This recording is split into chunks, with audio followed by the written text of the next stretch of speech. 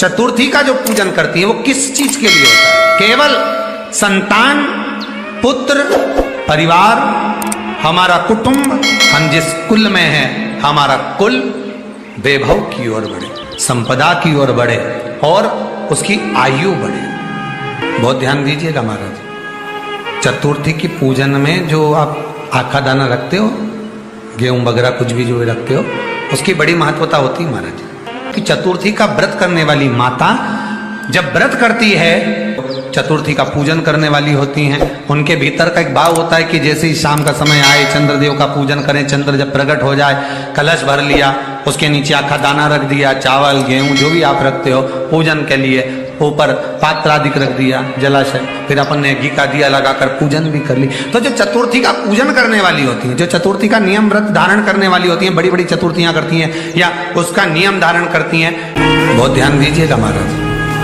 चतुर्थी की पूजन में जो आप आखा दाना रखते हो, गेहूं वगैरह कुछ भी जो भी रखते हो, उसकी बड़ी महत्वता होती है महाराज। यहाँ तक कहा गया है, चतुर्थी की कथा तो आप लोग पढ़ते होंगे, जो लोग पढ़ते हैं उनको मालूम होगा, चतुर्थी की कथा में लिखा है, चौथ माता के व्रत में वर्णन किया गया है कि वो आखा दाना जो रखा जाता है, मान लो कोई जरूरी काम होता है तभी आखा दाना को रखा जाता है, संभाल के रखते हैं कि हम इस काम के लिए जा रहे हैं और हमारा ये कार्य सफल होना चाहिए। तो जिसने चतुर्थी का व्रत करा है, जिसने चंद्रदेव का पूजन करा, चतुर्थी का व्रत करा, वो गणेश जी से विनती करके वहां से 2-4 आखा दाना उठा ले, और जो व्यक्ति का काम अटक रहा है अपने ही घर का, पर दूसरे कुल को नहीं देना, अपने ही कुल के अंतर्गत जो काम अटक रहा है उसकी जेब में, उसके में उस चीज को रख दिया जाए, तो चतुर्थी जो अगली आती है, जैसे आप महीने की करते हो तो महीने की, और आप जैसे करते हो कि 4 अलग बड़ी बड़ी चतुर्थी करते हो, तो उसके अनुसार आपका कार्य सिद्ध होता ही है। उस आखे दाने का इतना महत्व होता है क्योंकि चतुर्थी का व्रत करने वाली माता जब व्रत करती है तो स्वयं चतुर्थी की कथा में लिखा हुआ है कि पार्वती जी गणेश जी से चतुर्थी की कथा बचवाती। चतुर्थी की कथा बाची किसने थी? स्वयं गणेश जी महाराज, और सुनी किसने थी? माता पार्वती। बाचने वाले गणेश जी थे, सुनने वाली माता पार्वती थी। तो चतुर्थी की कथा जब होती है तो उसको स्वयं गणेश जी बाच रहे हैं, तो व्रत कौन सुन रही है? माता पार्वती। और आपने जो आखा दाना लिया वो गणेश जी के भाव से लिया, गणेश जी से निवेदन करके, विनय करके, प्रार्थना कर उसको प्राप्त किया। जितने आस्था चैनल पर कथा सुन रहे हो, जितने फेसबुक और यूट्यूब पर सुन रहे हो, और जितने इस छत्तीसगढ़ की पावन धरा पर बैठकर सुन रहे हो, बहुत सावधानी से सुनना। एक छोटा सा कपूर का टुकड़ा जब आरती में जलाया जाता है तो ये कपूर क्यों जलाते हैं? इस कपूर का महत्व क्या है? इस कपूर का कारण क्या है? ये कपूर है कौन जिसको हम आरती में जला? क्या जरूरत इस कपूर को आरती में जलाने की? क्या जरूरत इसको यज्ञशाला में जलाने की? क्या जरूरत है इस कपूर को पूजन में जलाने की? स्वयं गुरु बाबा कहते हैं, यदि कोई आरती में, पूजन में, घर में एक कपूर का टुकड़ा आरती के बाद में जब समर्पित करेगा तो उसको अश्वमेध यज्ञ का पुण्य प्राप्त हो जाएगा। अश्वमेध यज्ञ के पुण्य को पाने के लिए कपूर का टुकड़ा आज भी आरती में जलाया जाए। एक कपूर का टुकड़ा सुख का, इसीलिए हमारे यहाँ शास्त्र कहता है महाराज, चतुर्थी के दिन 7 गांठ वाली दुर्वा 21 ले लो और चतुर्थी के दिन गणेश जी को समर्पित कर दो। पंचमी तिथि को उस दुर्वा को उठाकर दूध में डाल दो और उस दुर्वा को दूध में डालकर उस दूध में उस दुर्वा को मल लो, और जिसके सफेद चमड़ी पड़ गई हो, चर्म रोग हो गया हो, उस दूध को उस दुर्वा के साथ, दूध नहीं भी हो तो पंचमी के दिन दुर्वा का लेपन शरीर पर कर लें। आधे घंटे तक करने पर पंचमी को प्रदोष काल में स्नान कर लें। महाराज आपको चर्म रोग में आराम लग जाएगा, सफेद चमड़ी अपने असली रंग में आना प्रारंभ हो जाएगी। गणेश पुराण दुर्वा का मूल। महाराज 21 दुर्वा के 108 बंडल बना लो। अगर एग्जाम में बैठ रहे हो, सरकारी परीक्षा में बैठ रहे हो, पास नहीं हो रहे, नौकरी नहीं लग रही, बहुत जगह इंटरव्यू दे दिया, 21 दुर्वा के 108 बंडल बनाओ, उसकी माला बनाओ और देवी के मंदिर में माता जगदम्बा के मंदिर में, अर्थात जहां शंकर पार्वती पूर्ण परिवार विराजमान हो, ऐसे देवी के मंदिर में गणेश जी के गले में वो माला अर्पण करिया है, अपना नाम बोलकर और जिस एग्जाम में बैठ रहे हैं उसका भाव वर्णन कर महाराज, और वहीं से एक पुष्प लेकर अपने कमरे में जहां पढ़ते हो कांच की प्लेट में उस फूल को रख दीजिए और दूसरे दिन एग्जाम के लिए चले जाइए, आपको उसका फल अवश्य मिलेगा, अवश्य मिलेगा, आप उसमें उत्तीर्ण होंगे, फल प्राप्त होगा। दुर्वा सुख का अनुभव करा देता, आनंद का अनुभव। घर में शांति ही ना रहती हो, सुख ही नहीं है, क्लेश 24 घंटे बना हुआ है घर में, ना कोई बात ना कोई प्रसंग, उसके बाद भी सबका मुंह फूला हुआ है, उसके बाद भी सबका चेहरा उतरा हुआ है। हमें सुख और शांति ये दोनों चीजें नहीं हैं, वो निवेदन है। लाल वस्त्र में लाल फूल रखकर उसमें थोड़ा धना, धना जानते हो वो खड़ा धना आता है, धना पाउडर नहीं, धना हरा धना, और 5 गोल सुपारी,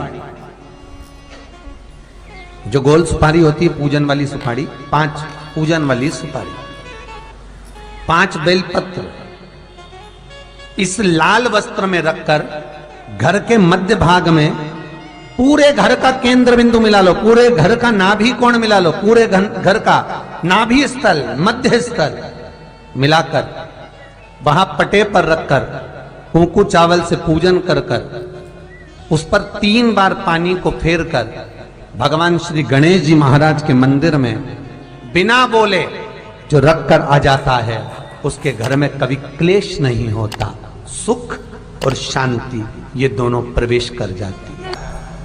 भगवान शंकर का शिवलिंग बेलपत्री के पेड़ के नीचे बनाना, साथ में गोबर के विनायक बनाना, गोबर का गणेश, और गोबर का गणेश बनाकर एक छोटी सी पिंडी जैसी माता जगदम्बा के लिए एक ढेली रख देना गोबर की, महाराज मिट्टी या गोबर की। इन तीनों स्वरूप का पूजन आप करना बड़े प्रेम से, चंदन चंदन आदि अक्षत पुष्प समर्पित कर कच्चा दूध तीनों पर चढ़ाना, दही तीनों पर चढ़ाना, शहद तीनों पर चढ़ाना, घी तीनों पर चढ़ाना, शक्कर तीनों पर चढ़ाना, पूजन कर एक इतना बड़ा लाल वस्त्र, लाल वस्त्र, उस लाल वस्त्र पर अपने हाथ के छापे बनाकर कामना कर कि हम पति पत्नी में कभी झगड़ा ना हो, प्रेम बढ़े, क्लेश ना हो, आनंद बढ़े, छापे लगाकर उस वस्त्र से उन मूर्तियों को ढाक देना, पूजन कर घी का दिया लगाकर ढाक दीजिए। 108 चावल के दाने लेकर एक एक चावल का दाना अपनी कामना कर उस वस्त्र पर डाल दीजिए, वस्त्र का चावल अपने ऊपर बाद में छिड़क लीजिए, मूर्तियों का पूजन कर फिर वापस पूजन कर विसर्जन कर दीजिए। अगर अदालत में केस भी चल रहा होगा तलाक तक का, तो भी प्रेम बढ़ सकता है और आपका जीवन सुखमय हो सकता है, आनंदित हो सकता है। कोई पैसे नहीं दे रहा, अवश्य करें। कोई धन नहीं लौटा रहा, अवश्य करें। कहीं किसी कंपनी में आपका पैसा उलझ गया है, नहीं मिल रहा है, अवश्य करें, मिलेगा फल।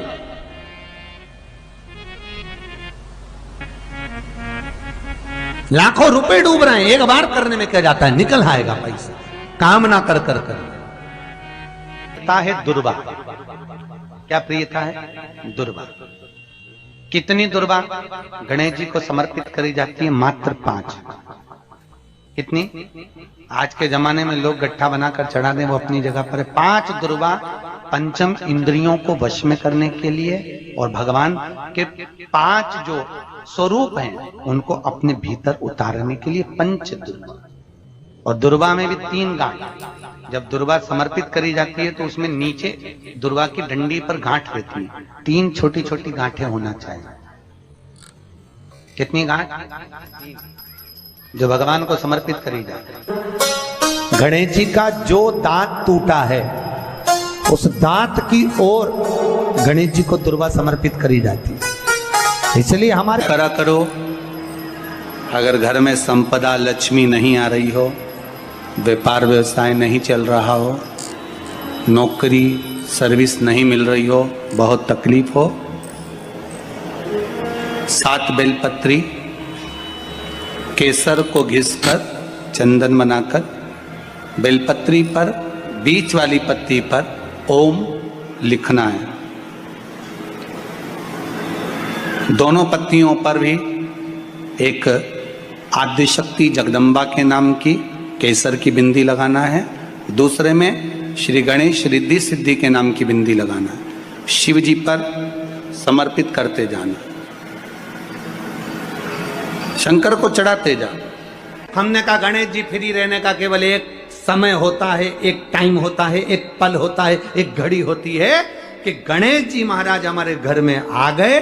गणेश जी की सबसे पहली जो आरती हो, उस आरती के समय पर अगर धूप बत्ती जलाई जाए या गोबरी को जलाकर उसमें गूगल छोड़ी जाए और गूगल छोड़ने के बाद गणेश जी का नाम ध्रुम वर्ण कह दिया जाए तो गणेश जी को तुम्हारे घर की पूजा स्वीकार करना पड़ती है। बस वो समय हम जानते। हम तो बस उतना जानते हैं कि शिव महापुराण में लिखा और मुद्गल पुराण में लिखा, गणेश पुराण में लिखा, गणेश जी का एक नाम होता है ध्रुम वर्ण। क्या नाम है? ध्रुम वर्ण गणेश जी का एक नाम होता है। जब हम धूप जलाकर और धूप लगाने के बाद में गणेश जी की सबसे पहली आरती करने के पहले अगर हम सबसे पहली आरती गणेश जी की कर रहे हो, अपने घर में स्थापना कर रहे हो, बिठा रहे हो और तुम चाहते हो कि गणेश जी मेरे घर में आके मेरी पूजा को स्वीकार करें और जो मांगू मेरा गणेश मुझे दे 10 दिन के अंदर, तो पहला नाम लेकर पुकार लेना ध्रुम वर्ण विनायक, बैठो, बस काम हो गया। वो फ्री होकर आता है, वो बैठता है, अलमस्तता में बैठता। मुझे जल में विसर्जन करेगा, मेरा ताप तो मिटेगा ही, साथ में जो मुझे जल में विसर्जन करेगा उसके जीवन के भी ताप को मैं मिटा दूंगा। जहां गणेश जी बिठाओ, गणेश जी के आसपास में कम से कम एक हल्दी की और एक कुंकू की 2 बिंदी अवश्य लगाना चाहिए, रिद्धि और सिद्धि के भाव से। कारण क्या होता है कि जब हम गणेश जी का विसर्जन करते हैं तब हमारे घर में से रिद्धि सिद्धि नहीं जाना चाहिए। जब हम गणेश जी का विसर्जन करें तो वो जो 2 बिंदी हमने हल्दी और कुंकू की लगाई है वो रिद्धि सिद्धि के रूप में हमारे घर में रहना चाहिए। कि बहू हमारे घर में, बेटा भले कहीं पर भी जाए घूम फिर कर वापिस आएगा, बेटा भले जाए फिर आ जाएगा, कोई कार्य से गया होगा, कोई कारण से गया होगा। तो गणेश जी बिठाने वालों को ये स्मरण होना चाहिए कि गणेश जी का विसर्जन हो पर रिद्धि सिद्धि का विसर्जन। 2 बिंदी जहां गणेश जी बिठाए उस दीवार पर हल्दी और कुंकू की लगा दीजिए कि रिद्धि सिद्धि हमारे घर में। गणेश जी वहां से उड़ भी गए, गणेश जी वहां से चले भी गए, गणेश जी वहां से विसर्जन भी हो गए, तो रिद्धि सिद्धि हमारे घर में, क्योंकि बहू का घर में होना जरूरी है, रिद्धि सिद्धि का घर में होना जरूरी है। और जहां रिद्धि सिद्धि होगी गणेश जी वहां आएंगे ही, निश्चित है। रिद्धि सिद्धि का होना जरूरी है। घर में अपने जहां गणेश जी बैठे वहां पर 2 बिंदी, एक हल्दी की एक कुंकू की, 2 बिंदी ये भाव से लगाए। अगर बिंदी नहीं लगाना है तो 2 स्वस्तिक बनाए, 2 स्वस्तिक बनाए, वो भी रिद्धि सिद्धि का। हिंदू धर्म में 2 तरह के गणेश जी का प्रमाण कहा जाता है, एक राइट सूंड के गणेश, एक लेफ्ट सूंड के गणेश। राइट सूंड का जो गणेश होता है वो घर में रखा जाता है और लेफ्ट सूंड का जो गणेश होता है वो अपने ऑफिस में, व्यापार की जगह पर, दुकान में, धंधे में, पानी में, सर्विस में, नौकरी में लेफ्ट सूंड का गणेश रखा जाता है।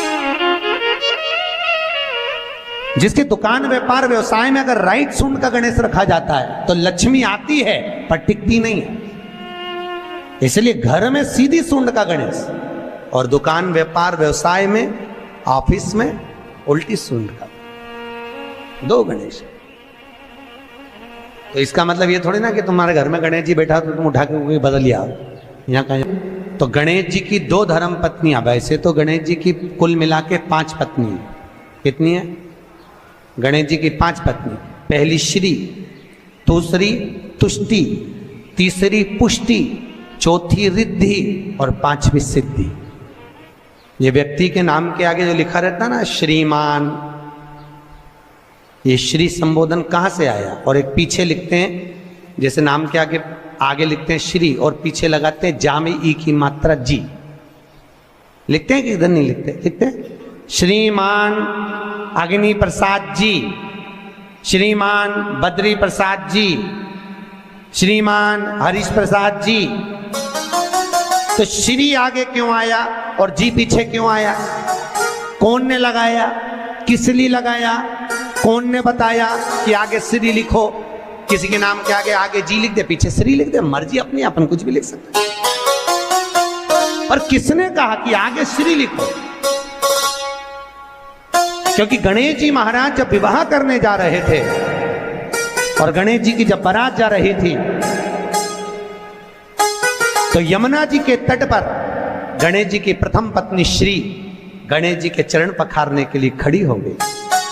और प्रथम गिनती में जब गणेश जी चलने लगे तो श्री ने उनके चरणों को रोक लिया और कहा, प्रभु मैंने आपका आवाहन करा है, मैं आपको अपने पति के रूप में देखती हूँ। भगवान गणेश जी ने कहा, तूने प्रथमता में मुझे पाया है, जिसके नाम के आगे तेरा संबोधन लगा रहेगा वो जगत में प्रसिद्ध होता चले जाएगा। इसलिए श्रीमान लिखा जाता है। जिसके घर में भगवान गणेश की नृत्य की मूर्ति लगी रहती है, उस घर में जितने भी परिवार के लोग रहते हैं वो कहीं ना कहीं 24 घंटे काम में लगे रहते हैं, पर उनको शांति रत्ती भर की नहीं मिलती है।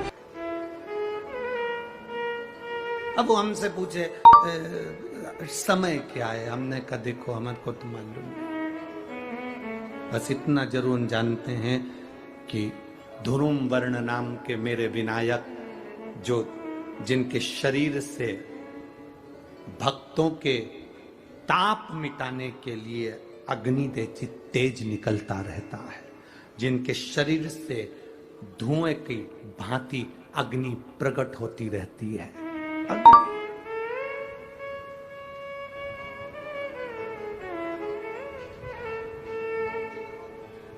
हम तो उनको पहचानते हैं जो दुनिया के ताप मिटाने के लिए प्रगटा। उनके शरीर से अग्नि धुआं तेज पुंज प्रकट हुआ। वो ध्रुम वर्ण विनायक साधारण, उसका केवल नाम उच्चारण कर कर भी अगर विराजित किया जाए, वो आया स्वीकार करेगा।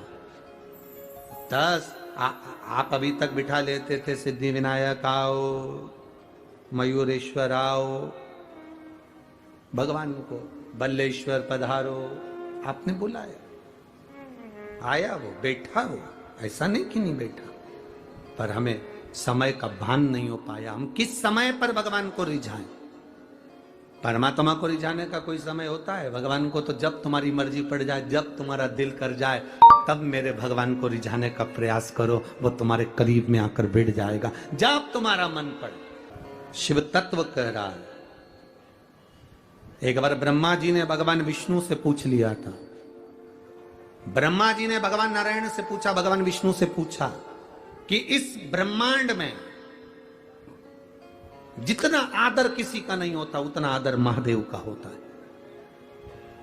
और महादेव तो स्वयं मौन रहकर रहते हैं, समाधि में तप साधना में डूबे रहते हैं, इसके बाद भी लोग उनका इतना आदर क्यों करते हैं, इतना सम्मान क्यों करते हैं? ब्रह्मा जी कहते हैं हम इतना देते हैं, भगवान नारायण इतना देते हैं, इंद्र इतना देते, वो इतना देते, वो इतना देते। शंकर भगवान कुछ नहीं देते। शिव जी तो केवल समय समय पर प्रदान करते हैं, इसके बाद भी उनका इतना आदर क्यों है?